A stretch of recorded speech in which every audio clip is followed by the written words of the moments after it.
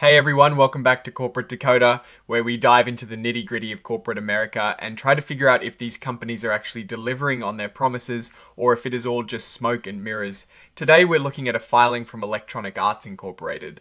And let's just say it involves a pretty big shift for the company. So, what is the big story here, you ask? Well, on the 22nd of December 2025, Electronic Arts, or EA as most of us know them, held a special meeting with their shareholders. The main event, a proposed acquisition. This means a group of investors, including the Public Investment Fund and private funds linked to Silver Lake Group and Affinity Partners, were looking to buy out the company. Think of it as a really big handshake, or maybe a takeover. This filing is all about the results of that shareholder vote. The filing is dated the 23rd of December 2025, but it is reporting on what happened the day before, the 22nd of December 2025. That is when EA's shareholders gathered to cast their votes on some pretty crucial matters. The company let us know that there were over 250 million shares eligible to vote. That is a lot of voting power. The first big item on the agenda, and probably the most important for this whole acquisition to go through, was the merger agreement proposal. This is essentially a vote to approve the deal itself, the plan to combine EA with this new entity being formed. And guess what? The shareholders overwhelmingly said yes to this part. A massive 201459396 votes were cast in favour of approving the merger agreement. That is a huge stamp of approval. Only about 1.9 million votes were against it, and a small number abstained. This clearly shows the shareholders are on board with EA being acquired. Next up was something called the Advisory Compensation Proposal. Now, this is a bit of a mouthful, but it basically means shareholders were asked to give their opinion, a non-binding one really, on the compensation packages that the company's top executives might receive as part of this whole acquisition process. Think of it as a bonus or golden parachute for the execs if the deal goes through. This proposal also passed with a significant majority of 178302365 votes in favour.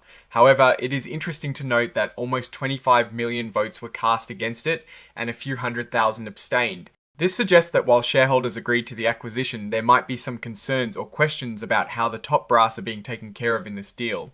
It is a common thing in these big buyouts where executives often get substantial payouts, and while it is approved, it still sometimes sparks debate among investors. And finally, the filing mentions an adjournment proposal. This is usually something that is brought up if there is not enough clarity or if more time is needed to discuss things. But in this case, because the main merger proposal got so many votes in favour, they didn't even need to put the adjournment proposal to a vote. Everything was moving forward smoothly on that front. Now, the rest of the filing is mostly procedural stuff, the standard legal and administrative details that go along with these reports. We have the usual signatures and confirmation that the company is following all the necessary rules. It also lists an exhibit, which is basically an attachment to the report, detailing the interactive data that is embedded in the document itself. For us, the most interesting part is always the vote results, and in this case, they speak pretty loudly about the shareholders' sentiment towards the acquisition. So what is the takeaway here with this Electronic Arts filing? It is clear that the shareholders are ready for a change. The overwhelming approval of the merger agreement signals a strong desire to move forward with the acquisition by the investor consortium.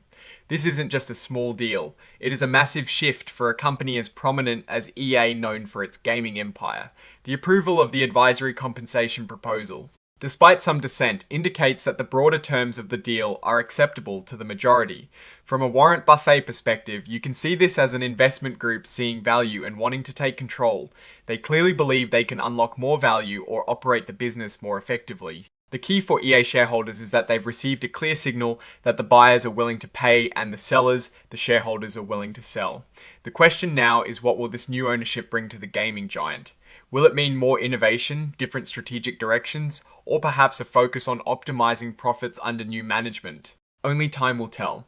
Alright, that is our breakdown of Electronic Arts' latest filing. What is your take on these numbers and what they signal for the company's future? Do you think this acquisition is a good move for EA and its players?